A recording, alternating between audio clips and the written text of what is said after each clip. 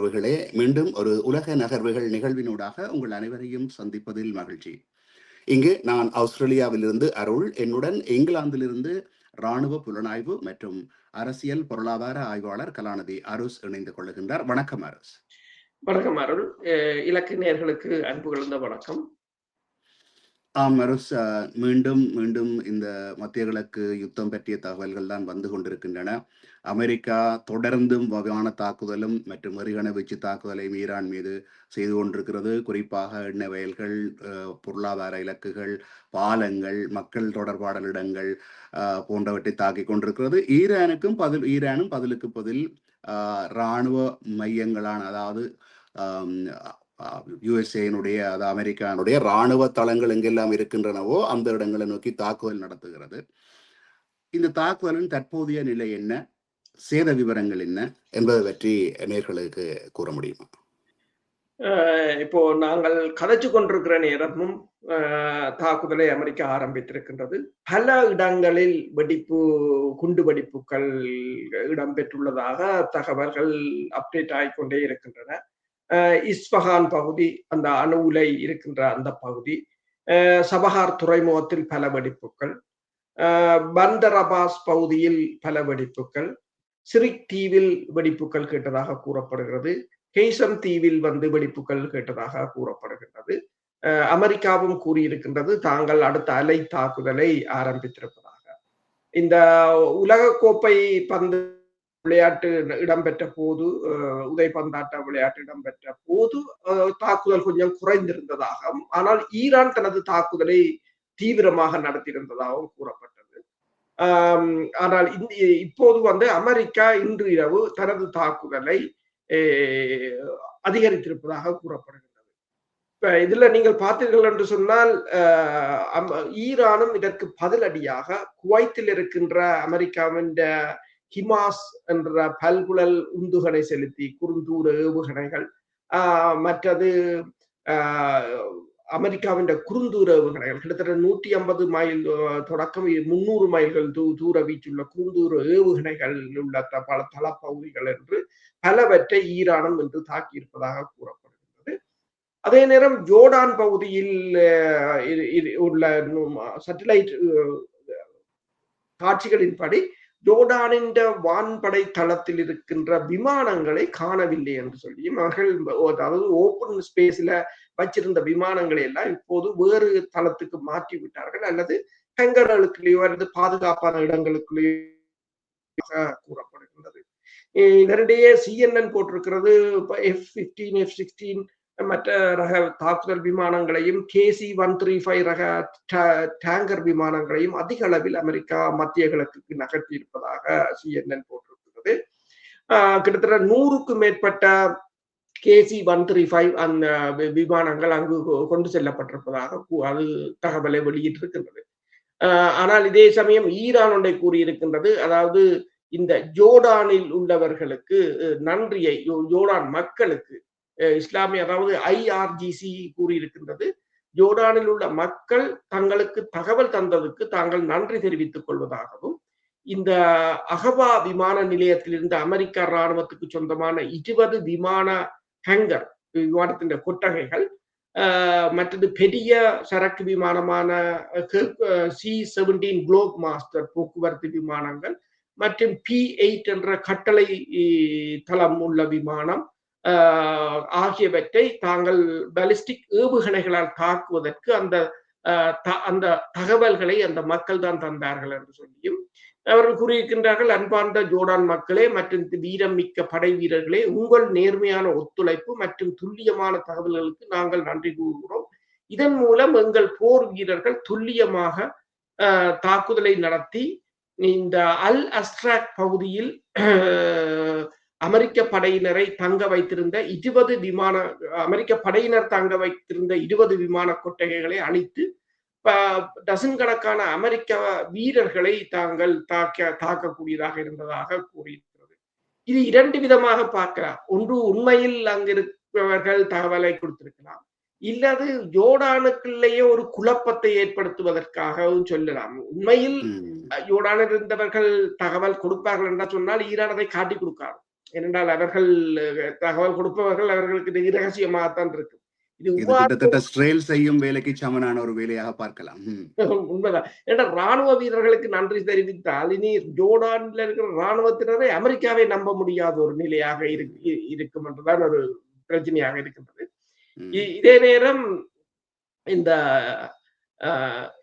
ஈரானின் இடைவிடாத மற்றும் பேரழிவை ஏற்படுத்தும் தாக்குதல்களால் மின் விநியோக கட்டமைப்புகள் குவைத்தில கடுமையாக பவர் கிரிட் கடுமையாக சேதமடைந்திருப்பதால் இப்போது குவைத் இன்றைக்கு இந்த காணொலிகளை போட்டிருக்கிறார்கள். இந்த வீடுகளுக்கெல்லாம் மின்சாரம் வழங்குவதற்கு அந்த நடமாடு ஜெனரேட்டர்களை பெரிய அளவான ஜெனரேட்டர்களை கொண்டு இறக்கி கொண்டிருக்கிறார்கள். அதே நேரம் பஹ்ரைன் பகுதியிலும் குண்டுவெடிப்புகள் ஏற்பட்டதாக கத்தாரில் உள்ள அல் உதை விமான தளத்தில் அமெரிக்க ராணுவ பணியாளர்கள் தங்கியிருக்கும் கட்டிடம் ஒன்று சேதமடைந்திருப்பதை இப்போது செய்மதி படங்கள் மூலம் காட்டப்படுவதாக கூறப்படுகிறது. அதே நேரம் அமெரிக்காவின் பாதுகாப்புத்துறை அமைச்சகத்தின் தகவலின்படி ஈரானுடன் ஒரு பெரிய அளவிலான போரை நடத்த பாதுகாப்பு அமைச்சகம் திட்டமிட்டு வருவதாகவும், எனவேதான் அங்கு விமானங்களின் எண்ணிக்கையை அதிகரித்து வருகிறது என்று சொல்லியும் ட்ரம்பின் நிர்வாகத்தை மேற்கோள் காட்டி ஒருவர் கூறியிருக்கின்றார்.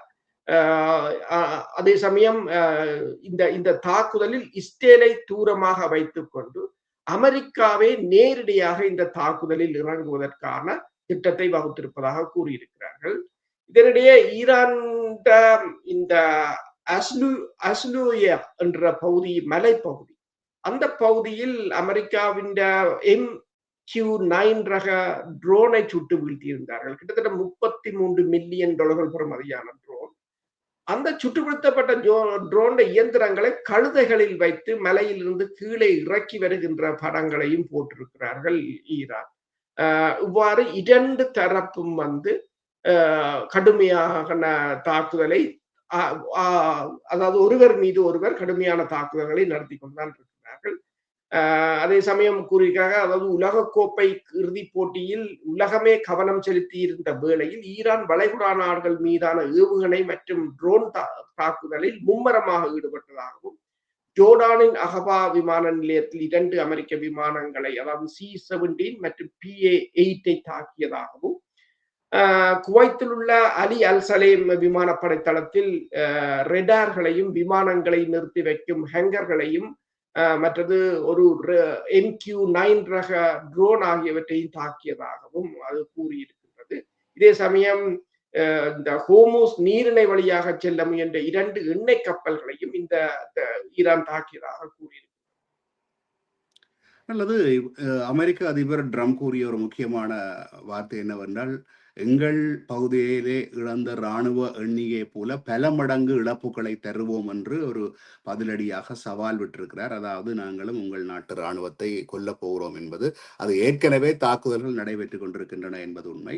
அதுக்கு மேலாக இன்றைய மேற்குலக ஊடகங்களிலே முக்கியமான செய்தி, 2 பேருடைய படங்களை போட்டு, அதாவது ஒரு 19 வயது பெண், அவர் உயிரிழந்த இராணுவ சிப்பாய் ஒருவர், மற்றது 23 வயது ஆண், அந்த 2 இளம் இராணுவ உறுப்பினர்களும் இறந்ததை பெரிய செய்தியாக்கி, இப்போ அதுக்கு அஞ்சலியாக தாங்கள் பேசும் முறையிலே கூட ஒரு பெரிய பரிதாபமாக பேசிக் கொண்டிருந்தார்கள். அப்படி பார்க்கிற பொழுது இந்த ஈரானிலே நீங்கள் நடத்துகிற கண்மூடித்தனமான குண்டு வீச்சிலே தினசரி எவ்வளவு பேர் சாகிறார்கள் என்பது உங்களுக்கு தெரியாதா? அல்லது காசாவிலே இருந்து 75,000க்கு மேற்பட்ட மக்களை தெரியாதா? லெபனானிலே தினசரி 4,200 தாண்டி விட்டது நினைக்கிறேன். லெபனானிலே நீங்களும் கூட உங்கள் மண்ணிலே இந்த இறப்பை சந்திக்கவில்லை. நீங்களோ இன்னொரு அந்நிய மண்ணில போய்த்தான் இந்த ஆக்கிரமிப்புக்கு போய் சந்திச்ச இழப்பு. இந்த தாக்குதலை பற்றி சொல்லுங்கள். அதாவது இந்த இவர்கள் தங்களுடைய இழப்புக்கு பெரிதாகவும் மற்றவர்கள் இழப்பை நேற்று கூட பார்த்திருந்தோம் குறைவாகவும் கணிப்பீடு செய்வதும், மற்ற இந்த ட்ரம்பினுடைய அந்த எச்சரிக்கை, நாங்கள் நிறைய பேரை கொல்லுவோம் என்பதை பற்றியும் கொஞ்சம் மேலே தகவல் வழங்குங்கள். நீங்கள் கூறுவது போலதான். என்னென்று சொன்னால், இதுவரையில் லெபனானில் கிட்டத்தட்ட 4,200 பேர் கொல்லப்பட்டிருக்கிறார்கள். அதே போல ஈரானிலும் 3,500க்கும் மேற்பட்டவர்கள் கொல்லப்பட்டிருக்கிறார்கள். தற்போது இந்த ஒரு வாரமாக இடம்பெறுகின்ற தாக்குதல்களிலேயே 50க்கும் மேற்பட்டவர்கள் கொல்லப்பட்டிருக்கிறார்கள். 450-500 பேர் காயமடைந்திருக்கிறார்கள். ஆனால் ஈரான் தாக்குதல்களை பார்த்தீர்கள் சொன்னால் பொதுமக்களுக்கு பெருமளவில் இழப்புகளை குறைக்கும் விதமாகத்தான் அவர்கள் தாக்குதலை நடத்தி கொண்டிருக்கிறார்கள். இஸ்ரேலை தாக்கும் போது அவர்கள் அவ்வாறுதான் தாக்குகிறார்கள். ஆனால் அமெரிக்காவோ இஸ்ரேலோ அந்த பொதுமக்களை பார்ப்பதே கிடையாது. படை வீரர்களையும் அவ்வாறுதான் ஈரான் படை வீரர்களும் இறந்திருக்கிறார். 50 பேர் இறந்ததில் அரைவாசி பேர் படை வீரர்களாகத்தான் ஈரான் கூறியிருந்தது. ஏனைய நாடு, அதாவது அமெரிக்காவையோ மேற்குலகத்தை பொறுத்தவரையில் தங்கள் மக்களின் உயிர்களைத்தான் ஒரு மிக பெருமதி வாய்ந்தது என்று சொல்லியே மற்ற மக்களின் உயிர்கள் பெருமதி குறைந்தது என்ற ஒரு அந்த கண்ணோட்டம், அதாவது இவ்வளவுதான் அவர்கள் மனித உரிமைகள், மனிதநேயம், மனிதாபிமானம் தொடர்பாக பேசினாலும் அது தங்களுக்காக வகுக்கப்பட்டதே தவிர ஏனைய இனங்களுக்காக இல்லை என்பது தெளிவாகின்றது. அவர்களுடைய ஒவ்வொரு நடவடிக்கையிலும் அது தெளிவாகத்தான் தெரிகின்றது. இப்போது இந்த போரை உண்மையில் ஈரான் இந்த வளைகுடா நாடுகளின் உட்கட்டுமானங்களை அடிக்காமல் இந்த ஐக்கிய நாடுகள் சபையின் கருத்துக்களை கேட்டு ஹோர்முஸ் நீரிணையை மூடாமல் இருந்திருந்தால் எப்பவோ ஈரானை முடித்திருப்பார்கள். ஈரானும் இந்த நாடுகள் செய்தது போல அனைத்துலக விதிகளை உடைத்ததுதான் இவர்களால் சிக்கப்பட்டு போய் நிற்கிறார்கள் என்று சொன்னால், தாங்கள் செய்ததை அவர்கள் திருப்பி செய்யும் போது இவர்களால் தாங்கிக் கொள்ள முடியாத ஒரு நிலையாக இருக்கு. ட்ரம்பின் பிரச்சனையும் அதுதான். என்று சொன்னால், தான் இவ்வளவு இழப்பை அங்க இழந்தது பெருசாக இல்லை. ஒரு 16 பேர் தான் கொல்லப்பட்டிருக்கிறார்கள். 450 பேர் காயமடைந்திருக்கிறார்கள். அது அவர்களுடைய தரவு. உண்மையில் எவ்வளவு பேர் இருந்தாண்டு யாருக்கும் தெரியாது. நேற்று அந்த இன்னொரு விமானத்தை, அதாவது வெடிக்காத குண்டு ஒன்றை திருத்துவதற்கு அல்லது ரிவர்ஸ் இன்ஜினியரிங் செய்ய வழிகிட்ட ஒருவருடன் 17வது என்று கூறுகிறார். 17வதோ நேற்று ஈராக்கில் அது நடைபெற்றது. அப்ப அதே அவர்கள் பெரிதாகத்தான் பேசுகிறார்கள். 16 பேர் தான் இவ்வளவு இழப்பு ஏற்படும் என்று எண்ணவில்லை என்று யோசித்திருக்கிறார்கள். ஆனால் இந்த காசாவில் 72,000 73,000 பேர் இறந்திருக்கிறார்கள்.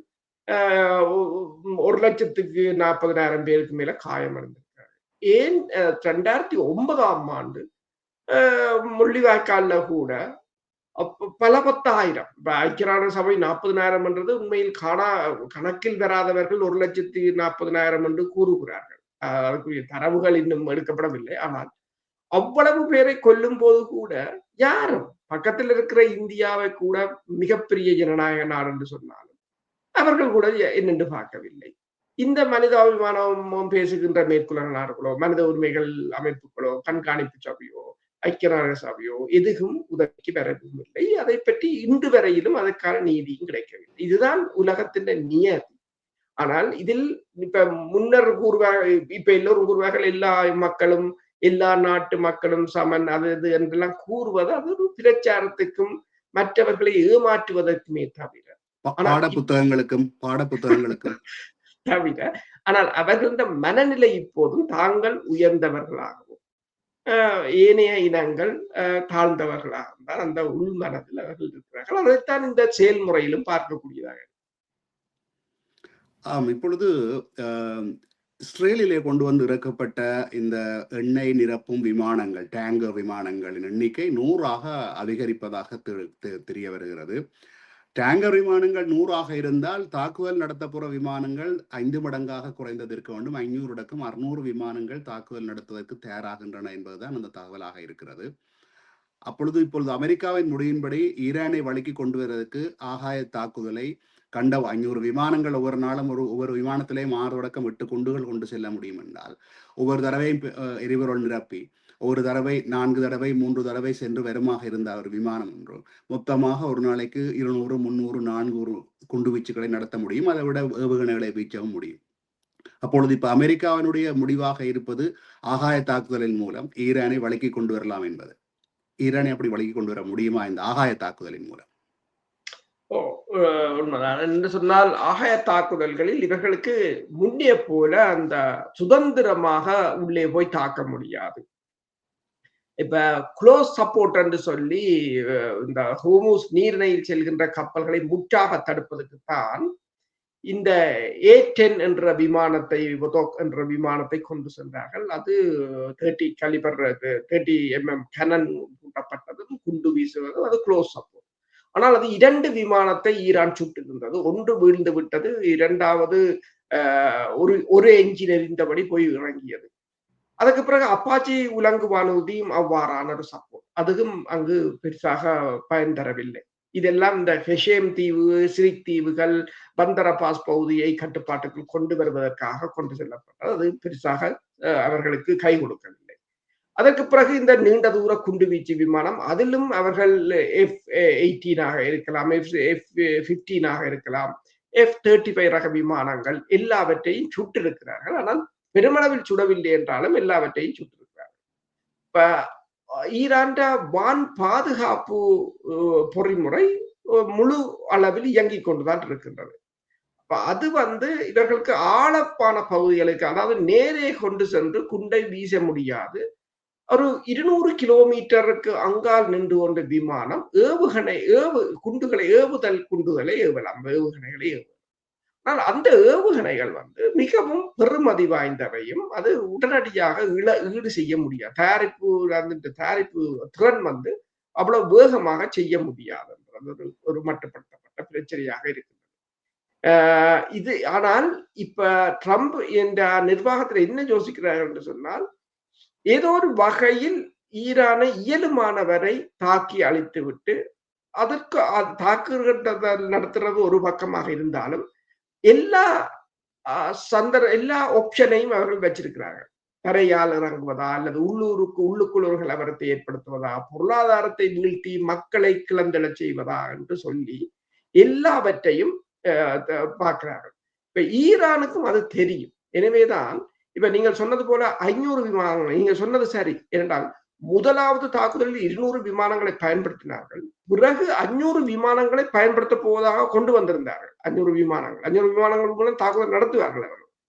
அப்ப அவ்வாறு நடத்தி கொண்டு இந்த ஹேர்டிஸ் அமைப்பினரை இறக்குவதுதான் திட்டம். ஆனால் ஈரான் இப்ப கடந்த ஒரு மாதத்துக்குள் மட்டும் இந்த ஈராக்கில் இருக்கின்ற கேர்டிஸ் அமைப்பினர் மீதான ஏவுகணை தாக்குதலில் கிட்டத்தட்ட 10 கட்டளை அதிகாரிகள், ஹேர்டிஸ் அமைப்பினரின் 10 மிகப்பெரிய தளபதிகளை ஈரான் கொண்டு படுகொலை செய்திருப்பதாக இப்போது கூறியிருக்கிறார்கள். இந்த ஈராக்கில் வைத்து அவர்கள் ஈராக்கில் இருக்கின்ற ஈரான் ஆதரவு படை மூலம் அந்த அமைப்பை நிர்மூலமாக்குகிறார்கள் என்று சொன்னால் அவர்கள் ஊடாக உள்ளுக்கு வரலாம் என்ற ஒரு பிரச்சனை இருக்கின்றது.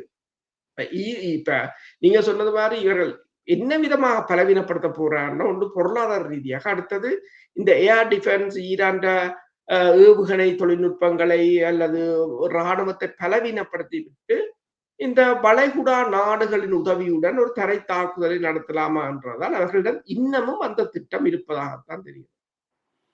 சரி, இப்பொழுது ஹோர்முஸை பற்றி பார்த்துக் கொள்வோமாக இருந்தால், நேற்று அமெரிக்காவின் சென்டகோமினுடைய தகவலின்படி ஒரு கப்பல் டிசேபிள், அதாவது இயங்க முடியா நிலைக்கு உட்படுத்தப்பட்டதாகவும் 7 கப்பல்கள் திருப்பிவிடப்பட்டதாகவும், அது குறிப்பாக ஈரானினுடைய கப்பல் துறைமுகங்களில் இருந்து எண்ணெயை ஏற்றிச் செல்லும் கப்பல்கள் திருப்பிவிடப்பட்டதாகவும் தெரிகிறது. அதே நேரத்திலே கிரீக் நாட்டைச் சேர்ந்த 2 கப்பல்கள் தாக்கப்பட்டதாகவும், ஒரு கப்பல் அதிலே கைவிடப்படும் அளவுக்கு சேதமடைந்ததாகவும் தகவல் வருகிறது. அப்பொழுது அதே வேளையிலே ஹோர்முஸ் இன்னும் ஈரானால் மூடப்பட்டிருப்பதாகத்தான் தகவல் தெரிகிறது. இன்னும் ஒரு முக்கியமான தகவலையும் இப்பொழுது இந்த ஜெர்மனை சேர்ந்த ஹவுதிஸ் கிளர்ச்சியாளர்கள் சொல்லியிருக்கிறார்கள். சவுதி அரேபியாவுடைய எந்த ஒரு எண்ணெய் கப்பல்களும் இந்த செங்கடலினூடாக செல்வதை தாங்கள் விடமாட்டோம், தாக்கப் போகிறோம் என்று சொல்லி இன்னும் ஒரு போர் முனையையும் திறந்திருக்கிறார்கள். இப்போ எண்ணெய் சம்பந்தமாக இந்த ஹோர்முஸும் முடக்கப்பட்ட நிலையில் இருக்கிறது.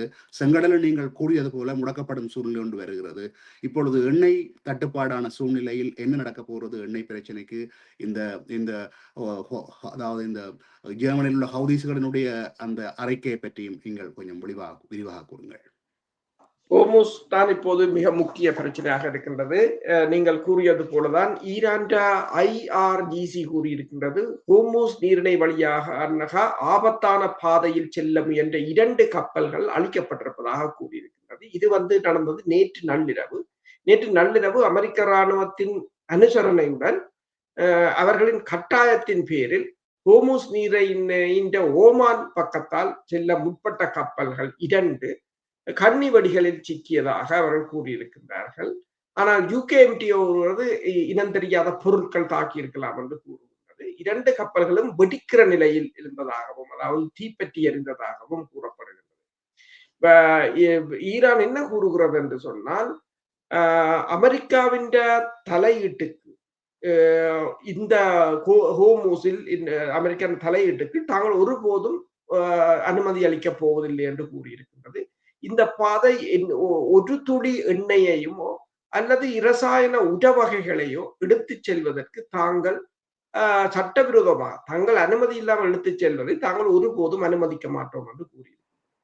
பிறகு இன்று இப்போது UKNTO கூறியிருக்கின்றது, ஓமான் கடற்பரப்பிலிருந்து கரையிலிருந்து 8 கடல் மைல் தொலைவில் வந்து இன்னொரு டேங்கர், அதான் நீங்க சொன்னது கிரீக் நாட்டின் டேங்கர் தாக்கப்பட்டிருக்கின்றது இப்போது.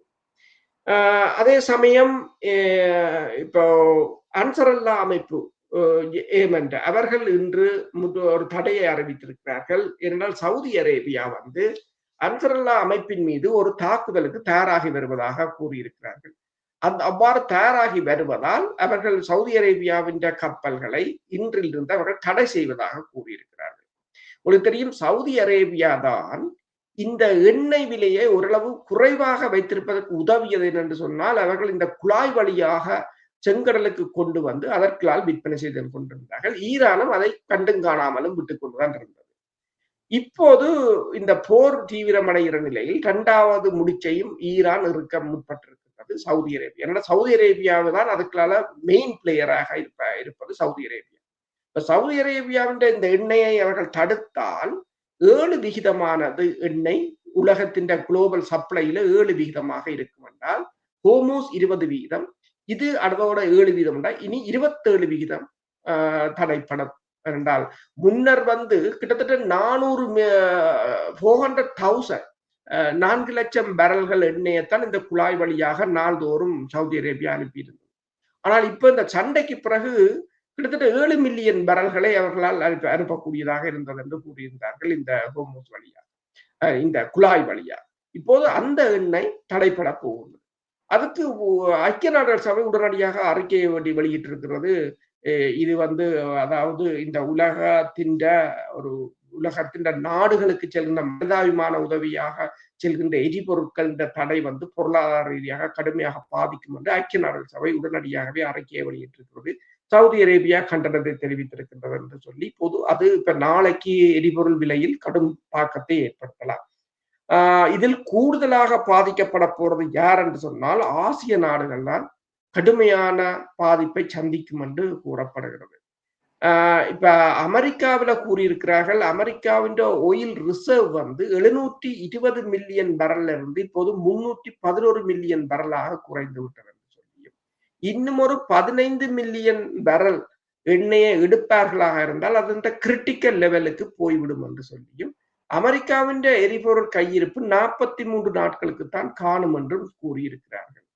அப்ப இப்ப இன்றைக்கு வந்து இந்த பிரித்தானியாவில் ஆண்டி பேர்னம் வந்து பதவியேற்றிருக்கிறார் 7வது பிரதமராக. அவர் வந்ததுன்னு சொன்னது என்னன்னு சொன்னால், இந்த வடக்கு நோர்த் சீல இருக்கிற எரிபொருள் எண்ணெயை எடுக்க போகிறேன், ஏன் நோர்வேக்கு நாங்கள் அதிக பணத்தை கொடுப்பாங்க. ட்ரம்ப் உடனடியாகவே அவருக்கு வாழ்த்தை தெரிவித்து அவருடன் பேச கதைத்திருக்கிறார்.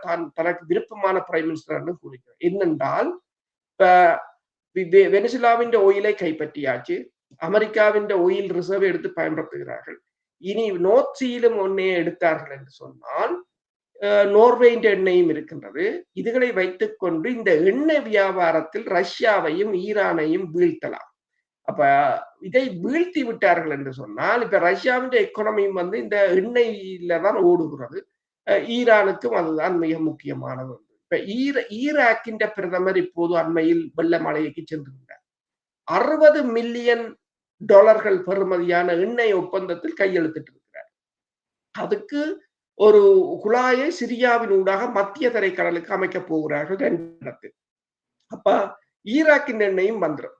அமெரிக்காவுக்கு இப்ப பிரித்தானியாவின் எண்ணெய் இருக்குது, அமெரிக்கான் எண்ணெய் இருக்குது, வெனிசுலான் எண்ணெய் இருக்குது, ஈராக்கின் எண்ணெய் இருக்குது என்று சொன்னால், இதுகளை அகழ்ந்தெடுத்து ட்ரில்லிங் அவர் வந்ததுன்னு சொன்னதான் ட்ரில் பண்றதுதான் தனக்கு ஒரே எண்ணம் என்று எடுத்து மலிச்சு குறைத்து அல்லது அதை சந்தை வாய்ப்பை பிடித்து விட்டால் ரஷ்யாவையும் ஈரானையும் பொருளாதார ரீதியாக வீழ்த்தி விடலாம் என்றதும், சீனாவையும் வீழ்த்தி விடலாம் என்றதும் அவர்கிட்ட திட்டமாக இருக்கின்றது. இப்பொழுது நாங்கள் ஒரு முக்கியமான விடயத்தை பார்க்க இருக்கிறோம். இது உலகம் சம்பந்தப்பட்டதாகத்தான் பார்க்கப்படுகிறது. இந்தியாவிலே மாணவர்கள் போராட்டம் ஒன்று உக்கிரமடைந்து வருகிறது. அந்த மாணவர் போராட்டத்தை ஆரம்பித்தவர் அமெரிக்காவிலே இருந்து படித்து வந்த ஒரு இளம் மாணவர் அந்த போராட்டத்தை ஆரம்பித்திருக்கிறார். இப்பொழுது நாடு முழுவதும் பரவுகிறது. அதுக்கு பேர் மன்னிக்கவும், கொக்ரோச், அதாவது கரப்பான் பூச்சி போராட்டமோ ஏதோ ஒன்று சொற்பிரயோகத்தை பார்த்தேன். அந்த இது நாடு முழுக்க பரவி வருவதாகவும், கல்வி அமைச்சரை விலக வேண்டும், பதவி விலக வேண்டும் என்றும் அது விரிவடைந்ததாக வருகிறது. இந்த மாணவர்கள் போராட்டத்துக்கு மீதும் அமெரிக்கா இந்த யுத்தங்களுடன் இந்தியாவை சம்பந்தப்படுத்துவதற்கு அல்லது இறுக்கமாக வைத்திருப்பதற்கு ஏதாவது பின்னணியில் இருந்து இந்த மாணவர் போராட்டத்தை இயக்க முடியுமா என்பது பற்றி கொஞ்சம் மேலோட்டமாக கூற முடியுமா? உண்மைதான். என்னென்று சொன்னால், இன்று இந்தியாவின் டெல்லியில் இதை நாங்கள் இதை சொல்லிவிட்டு சொல்கிறேன். இந்தியாவின் தலைநகர் டெல்லியில் ஒரு மிகப்பெரிய போராட்டம் வெடித்திருந்தது. இந்திய நாடாளுமன்ற கூட்டத்தொடர் ஆரம்பித்த போது இந்த போராட்டம் வெடித்திருந்தது. அந்த காணொளிகளை நீங்க பார்த்தீங்கன்னு சொன்னா பெருமளவானவர்கள் அதில் கலந்து கொண்டிருந்தார்கள். மாணவர்கள், இளைஞர்கள், பல்கலைக்கழக மாணவர்கள், பெண்கள், வயோதிபர்கள் என்று சொல்லி இந்த இந்திய காவல்துறை கண்ணீர் போய் குண்டுகளை வீசினார்கள். அதற்கு பிறகு அது ஒரு கலவரமாக மாறியது. கிட்டத்தட்ட 50க்கும் மேற்பட்ட காவல்துறையினர் மற்றும் மத்திய துணைப்படையினர் காயமடைந்திருப்பதாக கூறப்படுகிறது. அதே நேரம் பெருமளவான பொதுமக்களும் காயமடைந்திருக்கிறார்கள் என்று கூறப்படுகிறது. இதில் என்னென்று சொன்னால், இந்த தரப்படுத்தப்பட்ட தேர்வுக்கான வினாத்தாள்கள் அல்லது தேர்வு வினாக்கள் மீண்டும் மீண்டும், அதாவது நீட் சோதனையைத்தான் இவர்கள் கூறுகிறார்கள். அது கசிந்தது தொடர்பாக கல்வி அமைச்சர் தர்மேந்திரா பிரதான் அவர் பதவி விலக வேண்டும் என்றுதான் இந்த முதல் கோரிக்கையை வைத்திருந்தார்கள். ஆனால் இப்போது இதை அவர்களின் கோரிக்கையை இந்திய அரசு கருத்தில் எடுக்காதால் இப்போது இந்திய பிரதமர் நரேந்திர மோடி அரசு பதவி விலக வேண்டும் என்றதான் இன்றைக்கு நடந்த போராட்டமாக இருக்கின்றது. இந்த போராட்டத்தை தடுப்பதற்காக இந்தியா புதுடில்லியில் இன்டர்நெட்டை கூட டவுன் ஆக்கியிருந்தது. இன்டர்நெட் வசதியை தடை செய்திருந்தது. என்னென்னு சொன்னால், வாட்ஸ்அப், வைபர் போன்ற மற்றது இந்த இன்ஸ்டாகிராம் இதுகளை பயன்படுத்தி ஆட்களை திரட்டுகிறார்கள். என்னென்ற சமூக வலைத்தளத்தால் தான் இந்த போராட்டங்களை ஒழுங்குபடுத்துகிறார்கள், குரூப் என்று சொல்லி அதை நிறுத்தி இருந்தார்கள். ஆனால் உங்களுக்கு தெரியும், இப்ப ஈரானில் கூட இந்த சண்டை தொடங்கியது 40 நாள் இன்டர்நெட் இல்லை. ஆனால் ஈரான் வேறு, இந்தியா வேறு. இந்தியாவில் இவ்வாறு ஒரு 2-3 நாள் இருக்குமாக இருந்தால் பொருளாதாரம் என்ன, இப்ப இணையதளம் இல்லை என்று சொன்னால் பொருளாதாரம் எத்தனையோ பில்லியன் டாலர்கள் ஒரு நாளைக்கு இழப்பாக இருக்கும். அது கட்டுப்படுத்த முடியாது. ஆனால் இந்த போராட்டம் எவ்வாறு வந்தது, இது என்ன நடக்க போகிறது என்பதாக விரிவாக நாங்கள் வேணுமென்றால் நாளைக்கு இதை பார்க்கலாம். சுருக்கமாக நீங்கள் சொன்னது போல சொன்னால் என்னென்று சொன்னால், இந்த அமெரிக்காவில் இருக்கிற இந்த அமைப்பின் பேர் கொக்ரோச் ஜனதா பார்ட்டி என்று, கரப்பான் பூச்சி ஜனதா பார்ட்டி என்றதான் இந்த இயக்கம். முதலில் ஒரு இயக்கம். அப்ப இது இந்தியாவின் இளைஞர்களால் தான் வழி நடத்தப்படுகிறது என்று கூறியிருக்கிறார்கள். அவர்கள்தான் இதை தலைமை தாங்குகிறார்கள். அந்த அமைப்பின் தலைவர் அபிஜித் டிப்கே என்றவர் இப்போது இந்த நீட் சோதனைக்கு எதிராக உண்ணாவிரத போராட்டத்தில் இறங்கி இருக்கின்றார். அவர் தொடர்ச்சியாக உண்ணாவிரத போராட்டத்தை நடத்தி வருகிறார். ஆனால் இந்த அமைப்பு எங்கிருந்து வந்தது என்றால், அமெரிக்காவிலிருந்து தான் இது உருவாக்கப்பட்டிருக்கிறது. போஸ்டன் பல்கலைக்கழகத்தில மக்கள் தொடர்பு துறையில் MSc பட்டம் பெற்றவர் தான் இந்த அபிஜித். அவர் அமெரிக்காவில் இருந்துதான் இதை ஆரம்பித்தார். இதை ஆரம்பித்த உடனேயே ஒரு நாளைக்கு 10 லட்சம் உறுப்பினர்கள் சேர்ந்திருந்தார்கள் அந்த சமூக வலைத்தளத்தில். அவ்வாறு இணைத்த பிற்பாடுதான் அவர் டெல்லிக்கு வருகிறார். அங்கிருந்து ஜூன் மாதம் அளவில் வந்திருந்தார். வந்துதான் இந்த இதை அரசியல் கட்சியாக பதிவு செய்திருக்கிறார்கள். அரசியல் கட்சியாக நிறுவிவிட்டு இப்போது முதலில் இணையத்தில் இந்த மீம்ஸ்களாக தொடங்கிய பின்னர் அது அரசியல் இயக்கமாக மாறி இப்போது இந்த நிலைக்கு வந்திருக்கின்றது. ஆனால் இதை நாங்கள் நாளைக்கு விரிவாக பார்க்கலாம். ஆனால் ஒன்றை இவர்கள் யோசிக்க வேண்டும், இந்த மாணவர் போராட்டங்களை இலகுவாக இனிவரும் காலங்களில் கடந்து செல்ல முடியாது. இலங்கையில் ஏற்பட்ட இந்த மக்கள் எழுச்சி வந்து ஆட்சியை தூக்கி எறிந்திருந்தது. பங்களாதேசத்தில் ஏற்பட்ட இந்த புரட்சி வந்து ஹசீனாவை அங்கிருந்து தப்பி இந்தியாவுக்கு தப்பியோட வைத்திருந்தது. நேபாளத்தில் அப்படி பல இடங்களில் இன்னும் பல்வேறு நாடுகளில் என்றால் இதில் இதில் இரண்டு நாங்கள் இதுக்குள்ளே தமிழகத்தையும் சேர்த்துக் கொள்வோம். ஏதோ ஒரு வகையிலே ஒரு ஆட்சி மாற்றம் தேவைப்பட்டு விஜயை கொண்டு வந்ததிலே முக்கிய பங்கு இளஞ்சுவதிகள் இளைஞர்கள் மட்டத்திலே தான் இருந்த ஒரு கவர்ச்சி பெற்றோர்களிலிருந்து எல்லோரையும் வாக்களித்து வைத்து கொண்டு வைக்கப்பட்டது என்பதும் ஒரு அதிருப்தியின் வெளிப்பாடு தான். ஒரு வகையிலான புரட்சி போராட்டத்துக்கு சமனானது. என்னென்று சொன்னால் இப்ப எல்லோரும் அந்த உலக நடப்புகளை அறிகிறார்கள். இணையதளங்கள் உலகம் சுருங்கி விட்டது. எல்லாவற்றையும் அலசி ஆராய்கிறார்கள். எல்லா பிள்ளைகளுக்கும் எது நன்மை, எது நல்லது, எது கெட்டது என்று தெரிகிறது. இந்த அரசியல்வாதிகள் வந்திருந்து கொண்டு எந்த தகுதியும் இல்லாமல் அந்த பதவியை பிடிச்சு வச்சுக்கொண்டு பணத்துக்கு மேல பணத்தை சேர்த்து சேர்த்து சேர்த்து இப்ப ஒன்றை சொல்வார்கள். இப்ப வெளிநாடுகளில் நீங்கள் இந்த சேரிட்டி நிறுவனங்களை பார்த்தால் இந்த சேரிட்டி நிறுவனங்களுக்கு அமெரிக்காவிலிருந்து கொடுக்கிற பில்லியனர்ஸ் கொடுக்கிற காசு தான் கூட. இந்த ஐநாவாக இருக்கலாம். அதுதான் இப்ப ட்ரம்ப் வந்தோன்னு அதை நிப்பாட்டணும் பல நாடுகள் அதால் பாதிக்கப்படுது. ஆனால் இந்தியாவிலும் இதே மாதிரி இப்ப அம்பானியோ இதே மாதிரி பெருமளவான பில்லியனர்ஸ் இருக்கிறார்கள். ஆனால் யாரும் இந்த அளவுக்கு கொடுப்பதும் இல்லை. மேலும் மேலும் இந்த இடத்திலே குறுக்கிட்டு ஒன்றை கூற விரும்புகிறேன். அதிகம் கொடுப்பவர்கள் இந்த ஈரானில் இருந்து சென்ற பாசி இனத்தைச் சேர்ந்தவர்கள் தான். தங்களுடைய பொருளாதாரத்துக்கு பங்களிப்பு, கோவில்களுக்கு பங்களிப்பு, மக்களுக்கு நன்கொடை என்று நிறைய கொடுப்பவர்கள் அந்த இனம் மட்டும்தான். கூறுங்கள்.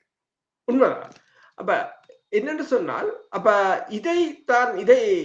இதுகள் எல்லாவற்றையும் இந்த இளைஞர்கள் வந்து ஏதோ ஒரு வகையில் அவர்கள் இப்போது அதை அலசி ஆராய்ந்து பார்க்கிறார்கள். அதன் விளைவாக இப்போது இந்த ஆட்சியை ஒவ்வொன்றையும் அவர்கள் மாற்ற வேண்டும். நீங்க சொன்னது போல தமிழகத்தில் நடந்ததும் அதே ஒன்றுதான். இப்போது டெல்லிக்கு பரவி இருக்கிறது. இந்தியாவுக்கு இது ஒரு ஆபத்தான நேரமாகத்தான் பார்க்கிறோம். நல்லது. மீண்டும் இன்னும் ஒரு நிகழ்வில் சந்திக்கும் வரை இந்த நிகழ்விலிருந்து இன்று விடைபெறுகின்றோம். நன்றி, வணக்கம். நன்றி, வணக்கம்.